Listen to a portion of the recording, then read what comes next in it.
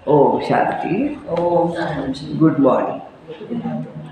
आज प्यारे बाबा के जो भगवान हम बच्चों को साथ दे रहा है, साथ रहेंगे, साथ चलेंगे, साथ निभाएंगे, इस वादे के साथ आज हम 7 तारीख की मुरली सुनते हैं।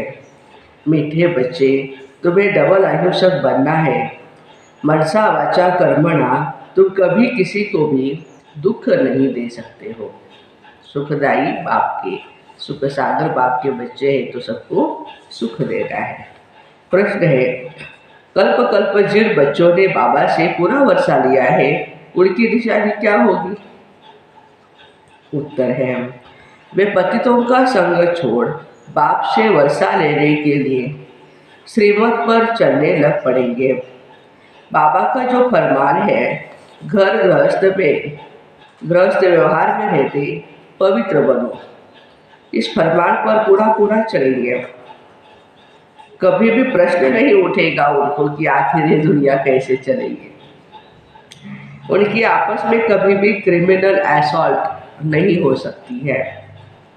वे अपने को शिव बाबा के पोत्रे और ब्रह्मा बाबा के बच्चे अर्थात आपस में भाई बहन समझकर चलते हैं। गीत है, माताओं माता तू है सबकी भाग्य विधाता। ओम शांति। बच्चों को अब कोई की भी महिमा नहीं करनी है, भक्त महिमा करते हैं। यह गीत भक्ति मार्ग वालों ने मम्मा की महिमा में गाया हुआ है, परंतु बेचारे ये नहीं जानते कि मम्मा ने ऐसी क्या सेवा की है ना। होकर के गई उनकी महिमा गाते हैं, परंतु वास्तव में महिमा एक की ही गाई जाती है। वह एक बैठ बच्चों को पढ़ाते हैं और ऐसा बनाते हैं। तुम भी उनके बच्चे हो जो भारत व विश्व की सेवा करते हो। महिमा भारत की करते हैं, चित्र भी भारत में ही है। परमात्मा भारत में ही आते हैं तो महिमा भी भारत में होती है। पूजा भी जगत अम्बा की यहाँ बहुत होती है, बाहर में नहीं। मातेश्वरी की पूजा देवी के रूप में भारत में ज़्यादा, कलकत्ता में काली माता के रूप में और होती है। तो बाबा कहते हैं कि कहाँ कहाँ शिव के चित्र है, परंतु वह ये नहीं समझते वास्तव में है महिमा शिव की। जो शिव बाबा फिर जगत अम्बा और जगत पिता की महिमा निकालते हैं।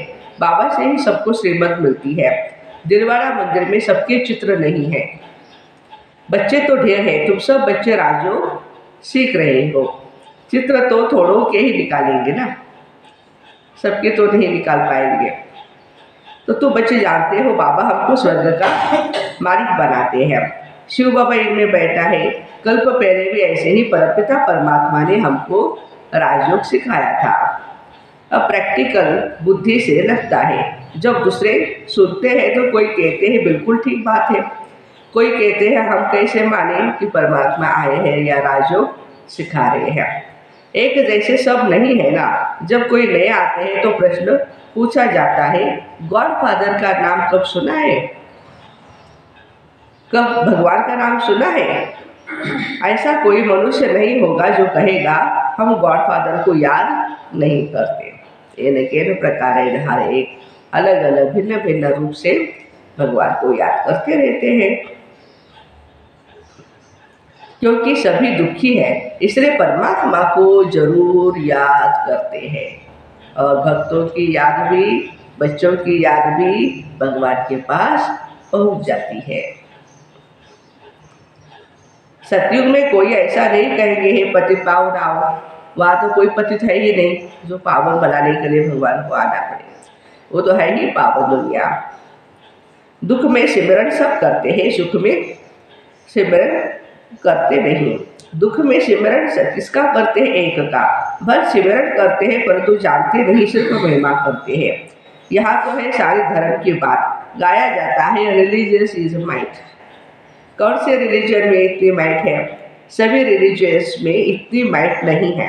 बाबा आकर देवी देवता धर्म स्थापन करते हैं, उसकी बहुत ही माइट है, उसमें बहुत शक्ति है, आधा कल्प हो चलती है ना।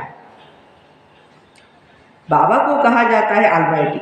तो जो धर्म स्थापन करते हैं उसमें भी माइट होती है, ताकत होती है। हाँ, तुम बच्चे जानते हो हम देवी देवता धर्म वाले बनते हैं तो हमारे में कितनी माइट आ जाती है। माइट माना शक्ति, लाइट माना प्रकाश। हम बाबा से राजा ही लेते हैं, हम कोई हिंसा नहीं करते हैं। हमें यहाँ किसी भी प्रकार की हिंसा करने के लिए नहीं कहा गया। सतयुग में दोनों हिंसा नहीं होती है, एक काम कटारी की हिंसा और दूसरी किस पर क्रोध करना, कुछ बुरा अक्षर कहना, यह भी बाण चलाना है। इनको वायलेंस कहा जाता। तुम किसी को भी दुख नहीं दे सकते हो। बाबा कितना अच्छा सिखलाते, सबको सुखी बनाओ। मुख्य बात काम कटारी चलाना यह है सबसे बड़े से बड़ी हिंसा। बंदूक आदि चलाना या मारना वो तो है ही हिंसा। कोई भी प्रकार से किसी को दुख देना ये हिंसा है। इसलिए बाबा ने कहा काम महाशत्रु है। गाया जाता अहिंसा परमो देवी देवता धर्म। उनमें दोनों हिंसाएं नहीं थी। कभी भी किसको मनसा वाचा कर्मणा दुख नहीं देते थे। सतयुग में डबल अहिंसक है ना। बाबा आकर स्वर्ग की स्थापना करते हैं।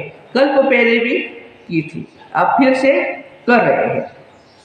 किसको मारना, पीटना, क्रोध करना, सबसे बाबा हमें छुड़ाते हैं। मुख्य बात है पवित्रता की, इसलिए राखी बंधन गाया हुआ है। बहनें बहन भाइयों को राखी बांधती है, काम कटारी नहीं चलाना। परंतु मनुष्य ये अर्थ नहीं समझते। एज यूजुअल जैसे भाई को बहन बांधती है राखी, ऐसे बांध लेते हैं, लेकिन पवित्रता का व्रत पक्का नहीं करते हैं। तुम हो ब्रह्मा के बच्चे, शिव के पोत्रे, तो तुम भाई बहन हो गए। आपस में कभी भी क्रिमिनल असॉल्ट नहीं कर सकते। यह है पवित्र बनने की युक्ति। बहन भाई कभी भी आपस में शादी नहीं करते हैं। तो बाबा समझाते कल्प कल्प जिन्होंने वर्षा लिया है वही श्रीमत पर चलते हैं। अधर कुमारी कुंवारी कन्या का मंदिर भी है। गृहस्थ से निकल फिर बाप के बच्चे बड़े हैं तो उन्हों को अधर कहा जाता है। जरूर होकर के गए हैं, अब फिर प्रैक्टिकल में है। ऐसे मत समझो हम पवित्र बनेंगे तो सृष्टि कैसे चलेगी। सृष्टि चलाने वाले परमात्मा को उसकी चिंता है, हमें चिंता करने की जरूरत नहीं है। बाबा कहते हैं कि अब यह तो हो गई पति दुनिया, अब चाहिए पावन दुनिया। पति दुनिया तो चलती ही रहती है, बंद नहीं होती। तो तुम्हें पतितों का संग छोड़ना पड़े। बाबा आकर विकारी दुनिया की रचना बंद कराते हैं। सतयुग से ही निर्विकारी दुनिया शुरू हो जाएगी। बाबा आकर बच्चों को फरमान करते, फिर कोई माने या न माने उसकी मर्जी है। श्रीमद् भगवान वाच है, भगवान बच्चों को बैठ पढ़ाते हैं। क्या बनाएंगे? जरूर भगवान भगवती बनाएंगे। जो जैसा है वह ऐसा ही बनाएगा। निराकार भगवान बैठ निराकार आत्माओं को बैठ पढ़ाते ईश्वरी द्वारा। यह है बाबा का लॉन्ग बूट। ब्रह्मा बाबा क्या है? शिव बाबा का लॉन्ग बूट है। बाबा को शरीर तो चाहिए ना, तो उनकी शरीर रूपी जूती पुरानी हो गई है। जब नई थी तो गोरी थी सतयुग में, अभी काली हो गई है ब्रह्मा का शरीर आत्मा। बाबा ने समझाया तुम इस समय शाम हो फिर सुंदर बनते हो। इस समय हर एक शाम बन गया है, उनको 84 जन्म लेने पड़े। श्री कृष्ण पहले बहुत सुंदर था, धीरे धीरे उसकी सुंदरता कम होती गई। सतो रजो तमो में तो आ रहा ही है सभी को। श्री कृष्ण का चित्र है ना, नर्क को लात मार रहे हैं और स्वर्ग की तरफ मोह है। हाथ में स्वर्ग है, कहते हैं मैं स्वर्ग में बहुत सुंदर था, अभी नर्क में शाम हूं तो इस नर्क को मैं लात मारता हूं। जो भी सूर्यवंशी घराने के हैं वह सब सुंदर थे, सारी डिनास्टी राज्य करती थी। अब सभी काले हैं, इसलिए श्याम सुंदर नाम चला आता है। श्री कृष्ण की आत्मा ही पहले जन्म लेती है। श्री कृष्ण के साथ सारी राजधानी है, अकेले वो नहीं रहेंगे, उनके साथ राजधानी में रहेगी।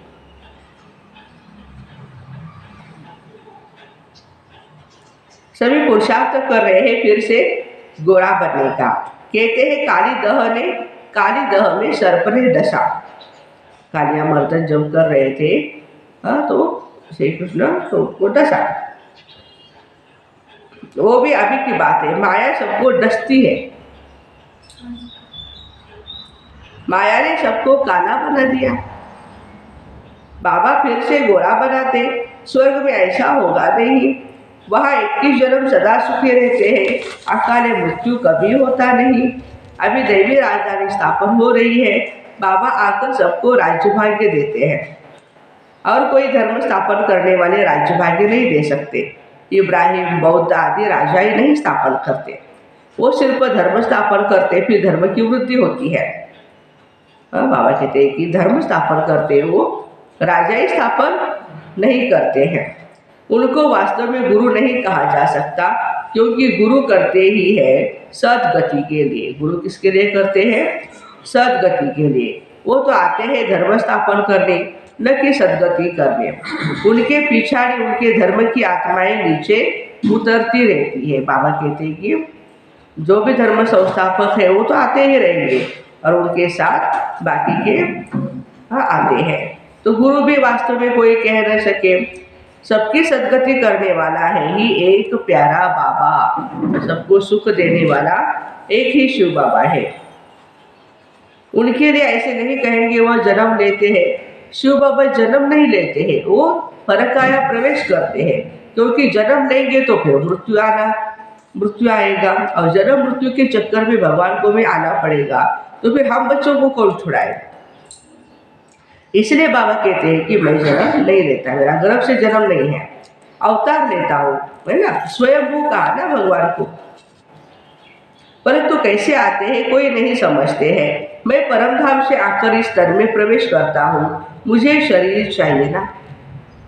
शिव बाबा को, भगवान को शरीर चाहिए, इसलिए ब्रह्मा के तन में आए हैं। मुझे शरीर चाहिए और चाहिए भी बड़ा शरीर। छोटे बच्चों के शरीर में आकर के वो क्या सुनाएंगे?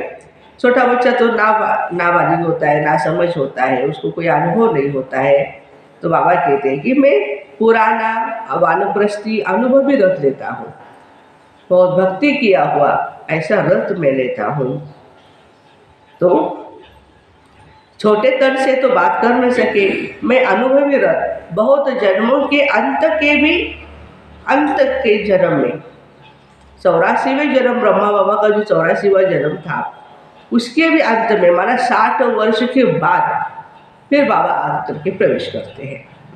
वानप्रस्थ अवस्था में मैं आता हूँ। गीता में भी है, मैं इनके जन्मों को जानता हूँ। ये अपने जन्मों को नहीं जानता था, अब तो जानते हैं। एक बार बता देता हूँ, पहले यह देवता था ब्रह्मा बाबा। नारायण का पहला पद तो उनका ही है ना। बाद में फिर 84 जन्म लेते लेते अंतिम जन्म में मैं इनमें प्रवेश करता हूँ। यह है कल्याणकारी जन्म, क्योंकि इस जन्म से सभी का कल्याण होता है। हम जितना ज्ञान सुनाते जाएंगे हमारा जीवन परिवर्तन हो जाएगा। जितना जीवन परिवर्तन हो जाएगा और उनका भी हो जाएगा। बाबा आकर इनके द्वारा पढ़ाते हैं तो यह माता हो गई। ब्रह्मा बाबा हमारी कौन है? माता है। वास्तव में यह है माता, परंतु सर्विस पिता के रूप में करते हैं, इसलिए मम्मा को निमित्त बनाया है। तो बच्चे भी उनके साथ निमित्त बनते हो। सबको स्वर्गवासी बनने का रास्ता बताते हो। लोग डरते हैं स्वर्गवासी नाम सुनकर, और हम स्वर्ग में जाने के लिए अभ्यास कर रहे हैं।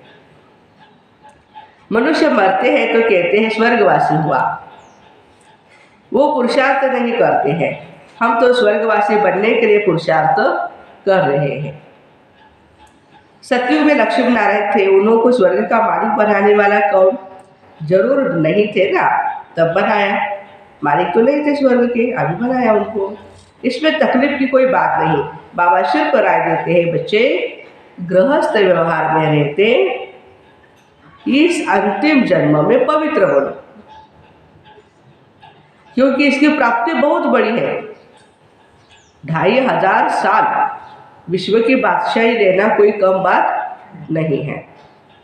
अभी 8 घंटा काम करने के बाद 1000 रुपया मिलेगा, तो कितना वो काम करता रहता है 1000 के लिए। तो भगवान कहते हैं विश्व का मालिक बनना कोई कम बात नहीं है। उसके लिए इस अंतिम जन्म में पवित्र रहना है। अब पुरानी दुनिया का विनाश होना है। सतयुग में रावण को जलाते नहीं, रावण है ही नहीं तो क्या जलाएंगे। मनुष्य कहते हैं यह रस्म अनादि चली आई है, परंतु कब से चली जानते नहीं। द्वापर से रावण को जलाना शुरू कर दिया। रावण का कोई ठिकाना नहीं, शिव बाबा का ठिकाना है। कहाँ? परम धाम। रावण का धाम कहाँ है? वो सभी में प्रवेश कर लेता है, कोई एक ठिकाना नहीं। जब रावण राज्य पूरा होगा, सभी पावन बन जाएंगे, फिर रावण का नाम निशान नहीं होगा। सतयुग त्रेता में कोई नाम ही नहीं, कोई रावण है, कंस है या कोई है। राम और रावण दो चीजें हैं। राम स्वर्ग स्थापन करते हैं और रावण दुखी बनाता है। मैं कोई सर्वव्यापी नहीं, रावण सर्वव्यापी है। फिर मैं आकर इन भूतों को निकालता हूँ। यह भूत ही सभी को दुख देते हैं। काम क्रोध के जो भूत है यही दुख देते हैं सभी को। इन भूतों पर विजय पहनाकर स्वर्ग का मालिक बनाता हूँ। तुम बच्चे सभी स्वर्गवासी बनने के लिए पुरुषार्थ कर रहे हो ना? कर रहे हैं सभी। वो लोग कहते हैं स्वर्गवासी हुआ, तो फिर रोते क्यों हो? क्योंकि स्वर्ग में तो सारे वैभव ही वैभव है, संपत्ति है, वहाँ का खाना पीना कितना मस्त होगा, बढ़िया होगा।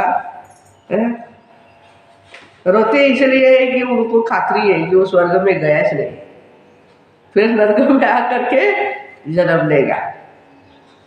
कर्म भी अच्छे चाहिए ना। मनुष्यों को स्वर्ग की याद पड़ती है, परंतु पुनर्जन्म फिर भी नरक में लेते हैं। तुम जब सतयुग में हो तो पुनर्जन्म भी सतयुग में ही मिलता है। अब नरक बदल स्वर्ग आने वाला है, दुख की दुनिया बदल सुख की दुनिया आने वाली है। अब सर्व का सदगति दाता आया है, इसलिए सबको सुखी बनाने के लिए। अच्छा, मीठे मीठे सिखी लगे बच्चों प्रति माता पिता बाप दादा का याद प्यार और गुड मॉर्निंग। रूहानी बाप की रूहानी बच्चों को नमस्ते।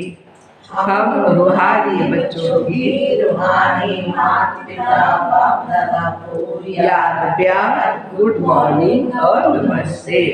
वाह बाबा वाह, शुक्रिया बाबा शुक्रिया। धारणा के लिए मुख्य सार पहली पॉइंट है, डबल अहिंसक बन मन वचन कर्म से किसी को भी दुख नहीं देना है।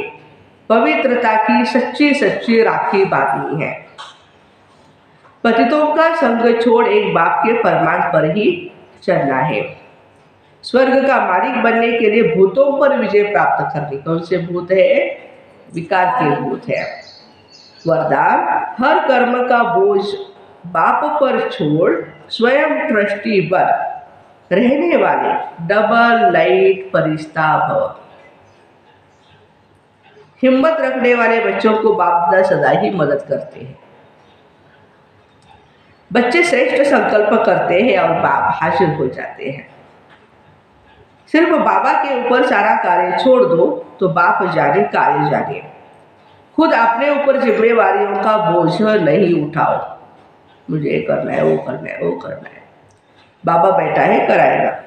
डबल लाइट फरिश्ता बन उठते रहो। ट्रस्टी बन करके रहो तो सदा हल्के रहेंगे। दिल साफ हो तो मुराद हासिल हो जाएगी।